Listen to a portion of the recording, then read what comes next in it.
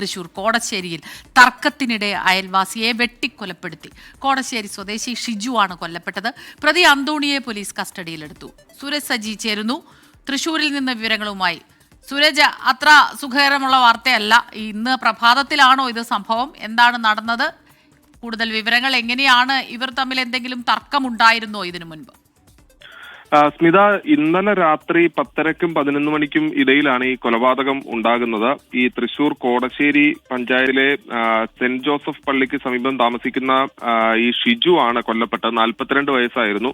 ഈ അയൽവാസിയായിട്ടുള്ള ആളാണ് ഈ ഷിജുവിനെ വെട്ടിക്കൊലപ്പെടുത്തുന്ന സാഹചര്യം ഉണ്ടായത്. അന്തോണി എന്ന് പറയുന്ന 69-കാരനാണ് ഷിജുവിനെ വെട്ടിക്കൊലപ്പെടുത്തുന്നത്. ഇന്നലെ ഇരുവരും മദ്യപിച്ചിരുന്നു. അത് ഒന്നിച്ചിരുന്ന് മദ്യപിക്കുകയല്ല, പ്രത്യേകം ഇവർ മദ്യലഹരിയിലായിരുന്നു. അതിനിടയിലാണ് ഇരുവരും തമ്മിൽ വാക്കുതർക്കം ഉണ്ടാവുകയും ഈ ഷിജുവിനെ അന്തോണി കൊലപ്പെടുത്തുന്ന ഒരു സാഹചര്യം ഉണ്ടായത്.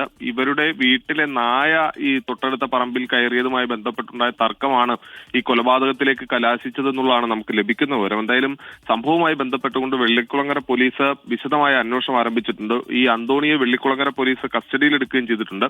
ഇരുവരും തമ്മിൽ നേരത്തെ ഒന്നും തന്നെ ഒരു തരത്തിലും തർക്കം ഒന്നും തന്നെ ഉണ്ടായിരുന്നില്ല എന്നുള്ളതാണ് പോലീസ് പറയുന്നത്. ഇന്നലെ പെട്ടെന്നുണ്ടായ പ്രകോപനം, ആ പ്രകോപനത്തെ തുടർന്നാണ് അന്തോണി ഷിജുവിനെ വെട്ടിക്കൊലപ്പെടുത്തിയെന്ന് പോലീസ് സ്ഥിരീകരിക്കുകയും ചെയ്യുന്നുണ്ട്. സ്മിത, യെസ്, സൂരജ് സജിയാണ് വിവരങ്ങളുമായി ചേർന്നത്. തൃശൂർ കോടശ്ശേരിയിലാണ് ഈ സംഭവം.